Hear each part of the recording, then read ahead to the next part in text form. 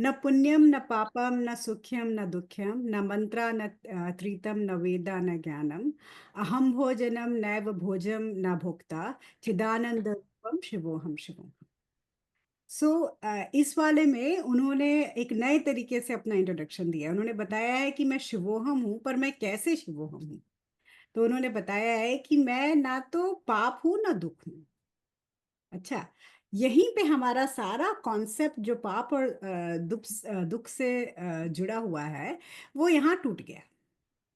जो बहुत पाप करके खुश होते हैं, दुखी होते हैं कि मैंने पाप कर लिया, कोई बात नहीं, पाप हो गया, क्या बड़ी बात हो गई, कुछ नहीं हुआ।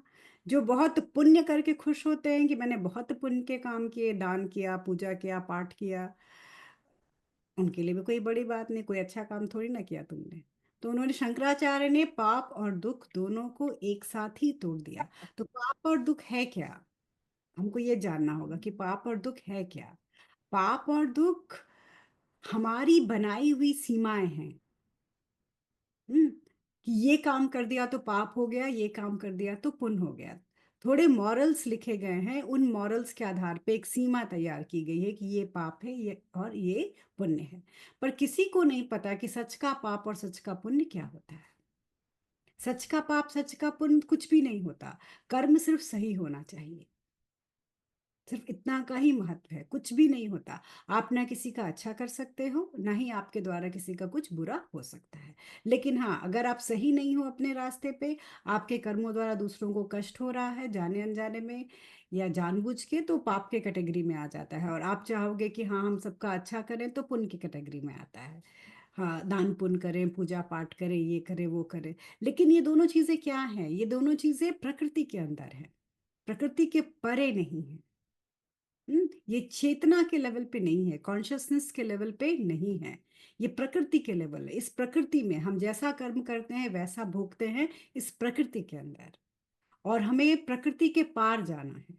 जैसे जो पूरा नेचर है उससे परे उठना है, शिव को समझने के लिए कि शिव है क्या। फिर इन्होंने क्या कि ना सुख न दुख। हम्म अब कोई सुखी होता है, उसके पास बहुत पैसा होता है, उसका फैमिली अच्छा होता है, देखने में सुंदर होता है, कोई बीमारी नहीं होती है, तो हम कहते हैं वाह वाह क्या सुखी आदमी है। कोई बहुत दुखी होगा, उसके पास खाने को भी नहीं होगा, बहुत गरीब होगा, बीमारियां होंगी, और हम कहते हैं कि बहुत दुखी है। फिर हम दुख और सुख सुख को पाप और पुण्य से जोड़ देते हैं कि बहुत अच्छे कर्म किए तो बहुत सुखी हैं, बहुत बुरे कर्म किए तो बहुत दुखी हैं। इसको रमना महर्षि ने बहुत सुंदर तरीके से समझाया है। रमना महर्षि ने क्या कहा, जब उनके पास कभी एक अकाल पड़ा था, लोग आके बोले कि आप आराम से शांति से बैठे हुए हो और अकाल पड़ा है, लोग भूखे मर रहे हैं, और आप जाके किसी की मदद नहीं कर रहे हो, किसी को हेल्प नहीं कर रहे हो, आप कुछ भी नहीं कर रहे हो। तो उन्होंने बोला मैं कौन होता हूँ किसी को खाने देने वाला, और तुम्हें कैसे पता कि वो भूखा है, वो गरीब है, तो वो दुखी भी है। हो सकता है कि उसकी भूख, उसकी गरीबी उसके स्पिरिचुअल पाथ पे उसको पुश करने के लिए हो कि एक बार में निकल के आगे जाओ। जब हमारे पास सब कुछ रहता है, संपन्नता होती है, तो हम एक माया में जी रहे होते हैं। हम कभी भी एफर्ट नहीं लगाएंगे अपनी बाउंड्रीज को क्रॉस करने की। बाउंड्री क्रॉस कब होती है, जब किसी तरह का दुख आता है, जब किसी तरह की अचानक परेशानी होती है, तो इंसान अपना सब कुछ छोड़ के आगे बढ़ने की कोशिश करता है। तो अगर ईश्वर ने दुख दिया है, गरीबी दी है या बीमारी दी है, तो उसको दूसरे तरीके से भी तो देख सकते हैं ना, कि भगवान हमारी मदद कर रहे हैं हमको आगे बढ़ने में। तो इसलिए सुख और दुख का तो कोई महत्व ही नहीं, कुछ भी नहीं है, बस माइंड बेस्ड थिंग्स हैं कि ये चीजें हमको अच्छी लग रही है, ये चीजें हमको खराब लग रही है। नहीं तो उसका कोई नहीं है। जैसे रामकृष्ण परमहंस, कैंसर होते हुए अपने गले में, उन्होंने कभी दवाई तक नहीं ली उसकी। उन्होंने कभी माँ के सामने जाके रोया नहीं कि मेरा कैंसर ठीक कर दो, क्योंकि उनको अपने उस दुख से आइडेंटिफिकेशन नहीं था। अपने उस दुख से उनको कोई जुड़ाव नहीं था, कोई ईगो नहीं था। दुख में हम रोते कब हैं, जब हमको उस दुख से ईगो होता है। अगर हमको अपना शरीर और अपने आप को अलग करना समझ में आ जाए और लगे कि ये दुख तो ऐसे ही चल रहा है, मैं कुछ ऐसा हूं जिसपे ये दुख का कोई असर नहीं होने वाला, तो दुख होगा ही नहीं ना। दुख कब तक है या सुख कब तक है, जब तक आइडेंटिफिकेशन है उसके साथ कि हम सुखी हैं हम दुखी हैं। अगर ये आइडेंटिफिकेशन हटा दिया तो क्या हुआ, कुछ भी नहीं। जब मैं ही हट गया, जब मैं ही नहीं रहा, आई नहीं रहा, ईगो नहीं रहा, तो सुख और दुख का क्या महत्व है, वहीं खत्म हो गया दोनों। तो ये इन्होंने कहा कि ना पाप और पुण्य मैं हूं, ना ही किसी तरह का सुख और दुख में हूँ।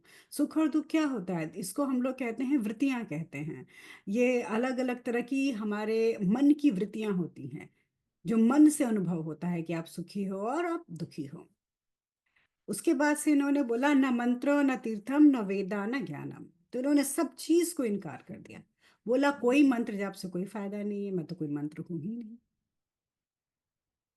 अब मंत्र जाप से क्यों फायदा नहीं, इस पे तो सब खड़े हो जाएंगे कि शंकराचार्य ने ऐसा क्यों कह दिया कि मंत्र जाप से फायदा नहीं है। शंकराचार्य ने इसलिए कहा क्योंकि मंत्रों की भी एक सीमा होती है। मैंने अभी मेडिटेशन में क्या कराया, सीमा तोड़ के जाना है। मंत्र क्या है, एक टूल है, एक टेक्निक है, एक सर्टन प्लेस तक पहुंचने की टेक्निक है। वहां जाके आप सोचने लगोगे कि मैं बहुत सुखी हूँ, मैं बहुत पुण्य करता हूँ, मैं इतना जाप करता हूँ, तो वहीं पे आपकी जो ग्रोथ है वो रुक जाती है, आप आगे नहीं बढ़ पाते। तो उन्होंने कहा कि मैं वो कोई मंत्र भी नहीं हूँ। और कॉन्ट्रोडिक्टी है, उन्होंने ही आगम्स बनाए, उन्होंने ही पूजा की पद्धति लोगों को समझाई, और उन्होंने ही एक जगह कहा कि मैं मंत्र भी नहीं हूँ, क्योंकि उन्होंने सिखाया, इनिशियल स्टेज पे सिखाया जाता है कि ऐसे जाप करो, ऐसे पूजा करो, ऐसे करो, ये करो, वो करो। और फिर उसके बाद से ये बोला जाता है कि नहीं नहीं, किसी भी चीज की तुम्हें कोई जरूरत नहीं है। मैं वो मंत्र भी, वो शब्द भी मैं नहीं हूँ जो शब्द भी बांध ले किसी चीज को। तो उन्होंने मंत्रों को इनकार किया। फिर उन्होंने तीर्थ को इनकार कर दिया कि मैं तीर्थ भी नहीं हूँ। अभी जैसे कुंभ है, राइट, सारी दुनिया भाग भाग नहा रही है कुंभ में, तो उन्होंने कहा मैं तीर्थ भी नहीं हूँ। ऐसा नहीं है कि बहुत कोई अच्छी जगह है और मैं अपने आप को उस तीर्थ से जोड़ू, नहीं, ऐसा भी नहीं है। मतलब वननेस है ना, एक है हाँ, सब कुछ। सब कुछ एक है, हम्म। मतलब सब कुछ ना हो के भी है और है हो के भी नहीं है। या सब कुछ ना होके भी है और होके भी नहीं है। तो बोला वो तीर्थ भी मैं नहीं हूँ, मैं क्यों जाऊं इधर उधर घूमने के लिए, मुझे तीर्थ भी मैं नहीं हूँ। फिर उन्होंने बोला वो वेद भी मैं नहीं हूँ। वेद भी तो आखिर किसी की रचना है ना, किसी ने रचा है। तो उन्होंने कहा कि वो जो वेद में जो ज्ञान है ना, मैं उस वो भी नहीं हूं, मुझे उससे भी कोई ज्यादा मतलब नहीं है कि मैं वो हूं। फिर उन्होंने बोला कि जो ज्ञान है वो ज्ञान भी मैं नहीं हूँ। अब हम ज्ञान को बहुत महत्व देते हैं कि नॉलेज होनी चाहिए, ज्ञान होना चाहिए, ये वो। उन्होंने कहा ज्ञान की भी एक सीमा होती है, मैं वो ज्ञान भी नहीं हूँ।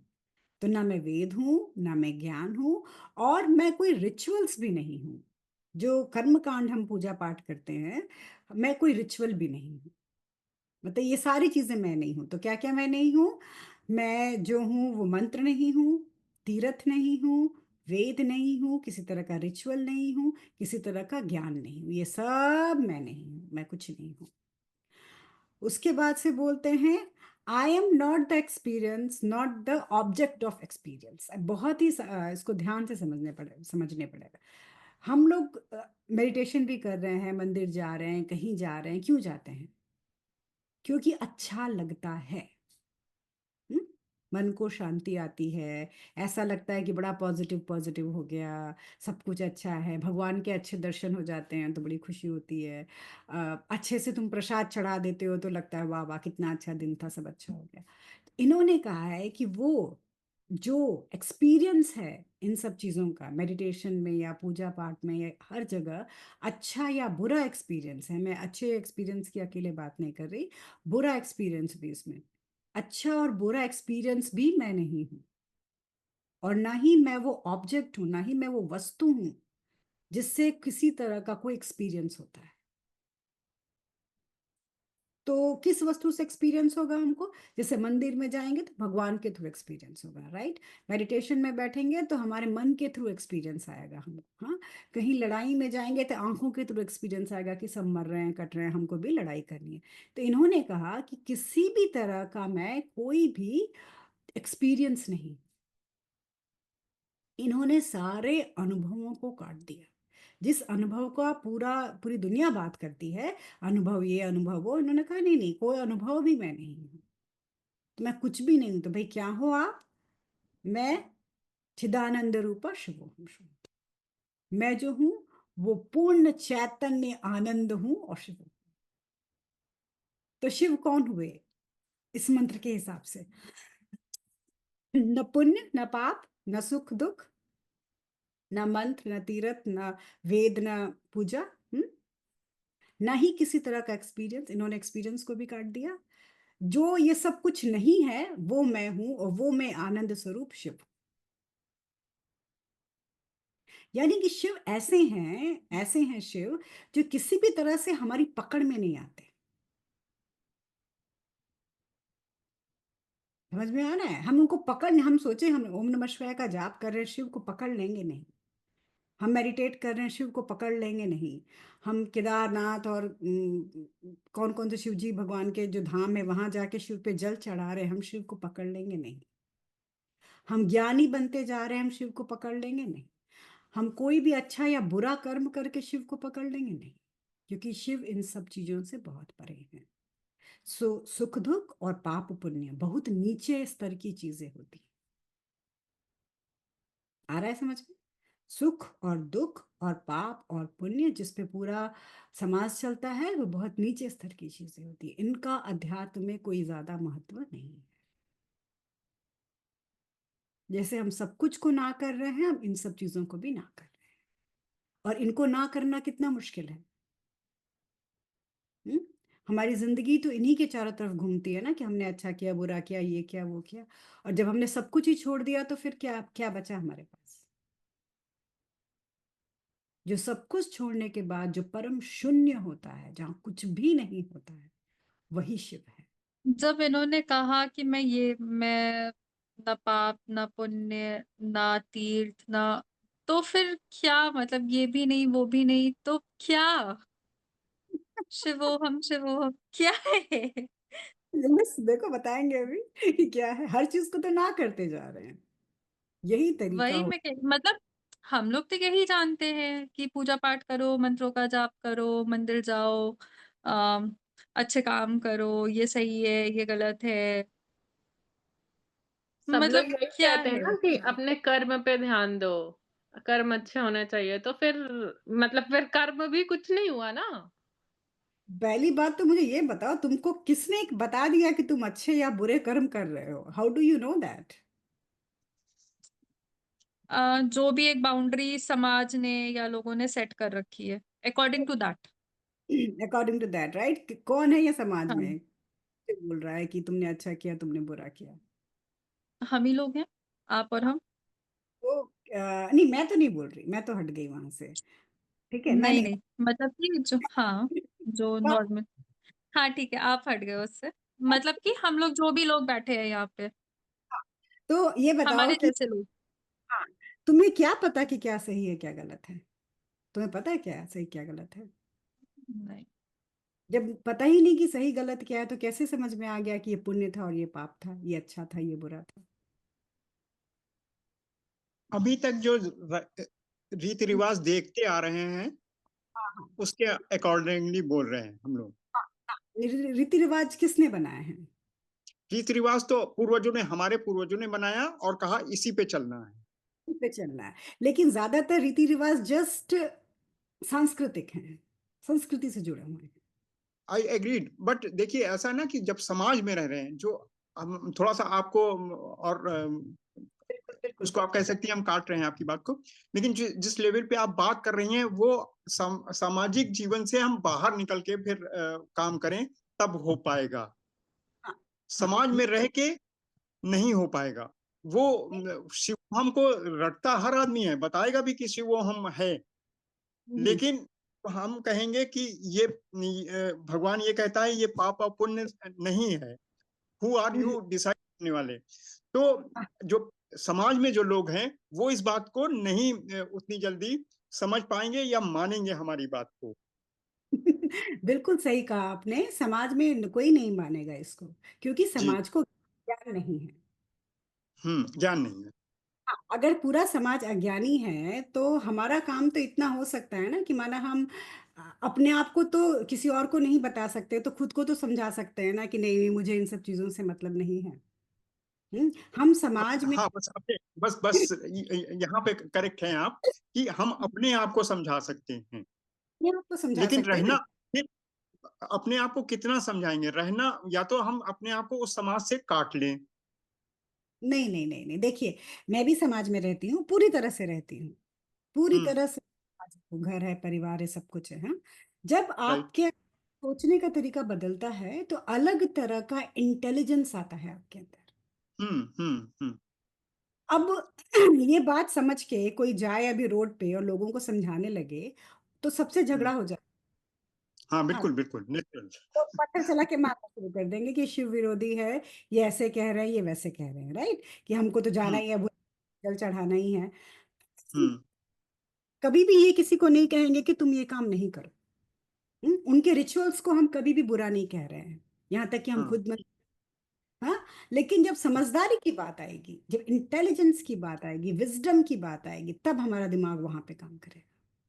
जहां पे नॉर्मल लोग इमोशन में बहेंगे, वहां हम थोड़े और ऊपर से सोचेंगे।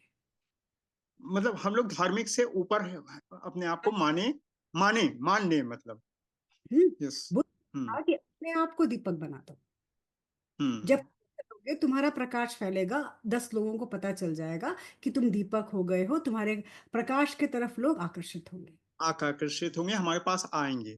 आएंगे, राइट? तो आपको दीपक भाव होना होता है, खुद को ही जलाना होता है, खुद को सुधारना होता है, हम किसी और का कुछ भी नहीं कर सकते। दूसरा श्लोक है इनका, नामे मृत्यु शंखा न बीजाति भेदा, पीता नैवा में नैवा मता न जन्मा, न बंधुर न मित्रम गुरु न विशिष्यम चिदानंद रूपा शिवोहम शिवोहम। तो अब ये कह रहे हैं कि मैं वो हूं जिसकी मृत्यु नहीं हो सकती, मैं वो हूं जिसको भय नहीं लगता, और हम्म। मैं वो हूं जिसकी कोई जात नहीं, जिसकी हम्म। कोई पहचान। तो मृत्यु किसकी नहीं हो सकती? आत्मा आत्मा, की। आत्मा। आत्मा की मृत्यु नहीं होती। अब ये वाली आत्मा मत समझ लेना तुम लोग कि इधर से निकल के उसके ऊपर चढ़ गई और भूत बाबा आए हैं, वो वाली आत्मा की। तो मैं पहले ही डिस्क्लेमर दे रही हूँ कि मैं उस आत्मा की बात नहीं कर रही हूँ। ये प्योर आत्मा, ये ब्रह्म की बात हो रही है। मृत्यु किसकी नहीं होती? ब्रह्म की मृत्यु नहीं होती, वो अजन्मा है। तो यहाँ पे वो ब्रह्म की बात कर रहे हैं। आत्मा, अध्यात्म में जो आत्मा शब्द आया हुआ है, वो ब्रह्म को माना गया है, ठीक है? बुद्धा ने अनात्मा कहा।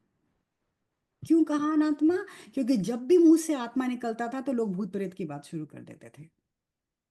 तो बुद्धा ने इस बात को ही खत्म करने के लिए कि भूत प्रेत नहीं होता है, ये आत्मा नहीं होती है, कोई उड़ के कहीं नहीं जा रहा है, उन्होंने ये कहना शुरू कर दिया, अनात्मा, अनात्मा, आत्मा जैसा कुछ भी नहीं है। तो मैं यहाँ पे एक और डिस्क्लेमर दूंगी कि जब भी आत्मा की बात आए, ब्रह्म की बात आए, वहां पे मौन हो जाते हैं लोग, वहां कोई कुछ कहता ही नहीं है। हमने बहुत बात कर दी उस चीज के बारे में, तो हमने उसको पहचान दे दी, हमें उसे पहचान नहीं देनी। हम राम को, कृष्ण को, शिव को पहचान देते हैं ना, मूर्तियों को पहचान देते हैं, पर उसके पीछे की जो ब्रह्म की जो ऊर्जा है, हम उसकी बात नहीं करते। कहीं ब्रह्म का मंदिर नहीं है। हम उसको पहचान नहीं देना चाहिए। पहचान देंगे तो क्या कर देंगे? हम उसको उसको अपने बांध देंगे। नहीं, बांध या सीमित कर देंगे। हम उसको अपने जैसा बना देंगे। वो क्या है? अनंता है। अनंत कभी भी किसी छोटी चीज में नहीं आ सकता। ब्रह्म क्या है? आत्मा क्या है? अनंता है, अनुपम है, अजेय है, अगम्य है। वो कहीं से आता और जाता नहीं है। मैं कभी आत्मा पे पढ़ाऊंगी तुम लोगों को कि वो क्या है, तब समझ में आएगा। वो कहीं कुछ नहीं होता उसका, उसके अंदर हम सब हैं। वो जो चैतन्य है, चैतन्य स्वरूप हम्म। है, उसके अंदर हम सब रहते हैं। तो वो कहीं कहीं आ जा नहीं रहा। तो कह रहा है कि ना तो उसकी मृत्यु होगी, उसकी मृत्यु होती ही नहीं है, ना उसे किसी का डर है। जब सब कुछ उसके अंदर है तो डर भय कैसा हो? ना वो जल सकता है, ना वो भीग सकता है, ना सूख सकता है, वाली बात। हाँ, उसकी ना तो कोई जात है, क्या जात हो गई उसकी? कोई जात नहीं है। ना तो उसकी कोई पहचान है। कैसे पहचान कराओगे आप आत्मा की? ब्रह्म की क्या पहचान है? मैं समझाऊं ब्रह्म क्या है? कुछ तो नहीं है, शून्य है, कुछ भी नहीं है, कुछ है ही नहीं जो उसके बारे में बोला जा सके। जो सिख लोग कहते हैं ना अकाल, वो अकाल है जहाँ काल भी नहीं। जा सकता हाँ, जहाँ काल भी नहीं है, जहाँ समय भी हम्म, नहीं, ब्रह्म है। तो बोल रहे हैं तो कुछ भी नहीं है। फिर वो कह रहे हैं I have no father no mother no even birth, ना मेरा कोई पिता है, ना मेरी कोई माँ है, और ना ही मेरा कभी जन्म हुआ है, मैं अजन्मा हूँ। अजन्मा हूँ। अब इसको जैसे ही अब बोल देंगे कि मेरा कोई माता पिता नहीं है, जब जन्म ही नहीं हुआ तो माता पिता कहाँ से आ गया? हम्म? जब जन्म ही नहीं हुआ तो मृत्यु कैसे हो गई? तो ये वेदांत है, ये उपनिषद है, जो कहते हैं कि आपका जन्म ही नहीं हुआ तो मृत्यु कहाँ से हो गई? जब माँ ही बाप नहीं तो जात और धर्म कैसे हो गए? अब इसका दूसरा अर्थ है कि माँ बाप शरीर के होते हैं ना, शरीर को जन्म देने के लिए, हम्म, और जो चेतना है, जो कॉन्शियसनेस है, उसको तो किसी ने जन्म दिया ही नहीं, वो तो हमेशा से यहीं से यहीं पे यहीं थी। कोई आत्मा कहीं से आके नहीं घुसी। चेतना कैसे आती है बच्चों के अंदर जब बच्चे पैदा होते हैं? अन्न से आती, अन्नम ब्रह्मम कहा गया है, अन्न हम्म। ही ब्रह्म है। वो पंच तत्व जो है हाँ हाँ, उसमें अन्न, अन्न है। अन्न को ही ब्रह्म कहा गया है। अन्न हम्म, से ही माता और पिता के शरीर में ताकत आती है, वो कंसीव करते हैं और बच्चे पैदा होते हैं। उसी हम्म, अन्न से कॉन्शियसनेस उसी समय शुरू हो जाती है, चेतना उसी वक्त शरीर के अंदर शुरू हो जाती है। तो कुछ कहीं से बाहर से आता जाता नहीं। हम्म। हाँ, वो तो पूछते हैं कि हम जन्म से पहले कहाँ थे, हम माँ के गर्भ में थे, माँ के गर्भ से पहले कहाँ थे, पिता के गर्भ में थे, पिता के गर्भ हाँ, में अन्न से आए। अन्न से थे तो अन्न से ही सृष्टि चलती है, तो इसलिए कुछ है ही नहीं। तो कोई हम्म, जात नहीं, कोई धर्म नहीं, कोई माँ नहीं, कोई बाप नहीं। I am not a relative, not a friend, not a teacher, not a student. ना तो मैं हम्म, किसी का रिश्तेदार हूँ, हम्म, और ना ही कोई मेरा दोस्त है। हम्म? हम कृष्ण के रूप में, शिव के रूप में भगवान को अपना दोस्त मान सकते हैं, राम के रूप में दोस्त मान सकते हैं। पर उसके ऊपर जो चैतन्य ब्रह्म है उसको कैसे दोस्त कहोगे आप? वो तो आपकी किसी बात का कोई जवाब नहीं देने वाला। हम्म। हम्म? तो वो चैतन्य ब्रह्म जो है वो किसी का दोस्त नहीं है, वो जस्ट है, बस है, न बट किसी का, वो कैसे डायरेक्ट करता है? कुछ नहीं करता। वो अकम्य है, अकर्म है। मैं बताऊंगी, कभी इसके बारे में पढ़ाऊंगी। वो कुछ ठीक। नहीं करता। जो चैतन्य ब्रह्म है वो कुछ भी नहीं करता। वो आपकी कोई मनोकामना नहीं पूर्ण करेगा। वो आपको बदले में कुछ अच्छा या बुरा नहीं देगा, उसको कोई मतलब नहीं है। वो जस्ट चेतना है, जस्ट फ्लो है। यहाँ भी बहुत कंट्राडिक्शन चलता है। वैदिक ईरा में कोई मंदिर नहीं हुआ करते थे, हम्म। कहीं भगवान की मूर्ति, राइट? हाँ, हमारा तो मंदिर भी नहीं होता था। फिर इन्होंने जी। कहा कि ना तो मैं टीचर हूँ, ना मैं स्टूडेंट हूँ, ना तो मैं वो हम्म, हूँ जो पढ़ा रहा हूँ, और ना ही मैं वो हूँ जो कुछ पढ़ रहा हूँ। हम्म। एक पढ़ाने वाले के अंदर एक ईगो होता है कि वो पढ़ा रहा है। हम्म? जो जैसे जैसे स्टेप बाय स्टेप हम मतलब नॉलेजेबल होते जाते हैं, हमारे अंदर भी ईगो आता जाता है। वो आता रहता है, और हम्म, जो स्टूडेंट है जो है उसके अंदर भी ईगो होता है कि मैं सीख रहा हूँ। हम्म। तो ये कह रहे हैं कि ना तो मैं टीचर हूँ ना ही स्टूडेंट हूँ, दोनों ही नहीं हूँ। ना तो मैं किसी को पढ़ा रहा हूँ, ना मैं कुछ पढ़ रहा हूँ, क्योंकि अच्छा, पढ़, एक क्वेश्चन अब आपके इसी पे हम एक क्वेश्चन आपसे पूछना चाहते हैं। बिल्कुल। जैसे द्रोणाचार्य थे या जो वशिष्ठ जी थे, जी इन लोगों को भी इतने ज्ञानी होते हुए भी इनको ईगो था कि मैं ज्यादा ज्ञानी हूँ। ऐसा ऐसा मतलब हमको पढ़ने में ऐसा लगा। बिल्कुल। तो सो जब देख, इतने ज्ञानी थे तो फिर मतलब उनको उनको ईगो ईगो का मतलब भी मालूम था कि ईगो करना अच्छी बात नहीं है। तो ऐसा क्यों किया उन्होंने? ऐसा था कि जब हम द्रोणाचार्य का चरित्र पढ़ेंगे, मैं गीता पढ़ा रही हूँ, गीता में मैं भी द्रोणाचार्य पे आने वाली हाँ। हूँ। तो द्रोणाचार्य का जब चरित्र देखेंगे तो हमको ये समझ में आता है कि वो कोई गुरु नहीं थे, वो टीचर थे। टीचर और गुरु में बहुत अंतर होता है। पैसा, हाँ, ठीक है। पैसा लेके कोई सिखा रहा है बच्चों को, पैसा हम्म, लेके सिखा रहा है हम्म, ज्ञान, टीचर्स होते हैं। हम्म, हम्म, वो का ज्ञान दे रहे हैं, वेद पढ़ा रहे हैं, ये करा, वो टीचर हो गए, वो गुरु नहीं हुए। हम्म, अब शिव जी ने बताया है कि वो कौन है। हाँ, अभी तक तो ये बोल रहे थे मैं ये नहीं, मैं वो नहीं। हमको ये बात समझनी है कि हमारा अध्यात्म क्या कहता है, हमारा वेदांत क्या कहता है। वो कहता है मैं ये भी नहीं, मैं वो भी नहीं। नो नो नो, नेति नेति जिसको कहा जाता है, नीति करना, कि मैं ये भी नहीं, मैं वो भी। अभी तक तो ये नेति कर रहे थे, मैं ये नहीं, मैं वो नहीं। अब ये क्या बोल रहे हैं कि I am divide of duality, my form is formless. मतलब मैं द्वैत से परे हूं, मैं अद्वैत हूं। सो इन्होंने कहा है कि मैं तो द्वैत हूं ही नहीं, मैं तो अद्वैत हूं, निर्विकल्प हूं। निर्विकल्प मतलब क्या होता है? कोई दूसरा कोई विकल्प ही नहीं मेरे पास, कोई विकल्प नहीं बचा। मैं वो निर्विकल्प हूं, कुछ भी नहीं बचा अब मेरे पास। हम्म, मैं जो हूं वो निराकार रूप हूं, कोई आकार ही नहीं, मेरे रूप का कोई आकार ही नहीं है। हाँ हाँ, कुछ भी नहीं हूं, ना आप छोटा कह सकते हैं ना आप बड़ा, कुछ है ही नहीं। तो मैं तो पहली बार निर्विकल्प हूँ, कोई विकल्प ही नहीं मेरा। मैं जो हूँ वो अद्वैत हूँ, कोई दूसरा है ही नहीं। हाँ, कोई मेरा आकार है ही नहीं। मैं जो हूँ वो सब जगह हूँ। हम्म, मैं हूँ जो सब जगह हूँ, जो सब जगह रहता है। और सारे हमारे जितने भी सेंसरी ऑर्गन्स हैं, जितने भी हमारे उन सब में मैं हूँ। जो भी आप देख रहे हो, जो सुन रहे हो, जो छू रहे हो, जो भी आपको समझ में आ रहा है, वो सब कुछ मैं ही हूँ। हम्म? मैं फॉर्मलेस हूँ, मेरा कोई फॉर्म नहीं है, लेकिन जो कुछ भी है मैं हर जगह हूँ, अनंत हूँ, सर्वत्र हूँ, मैं हूँ, और कुछ है ही नहीं। मैं किसी से जुड़ा हुआ नहीं हूँ। कोई ये नहीं कह सकता कि चेतना मेरे अंदर है। मैं किसी से जुड़ा नहीं हूँ, और ना ही मैं किसी से आजाद हूं। कोई ये भी नहीं कह सकता कि मेरे अंदर चेतना नहीं है। हम्म, मैं हूं भी और मैं नहीं भी हूं। नहीं नहीं। हाँ, मैं एक ही साथ, मैं हूं भी और मैं नहीं हूं।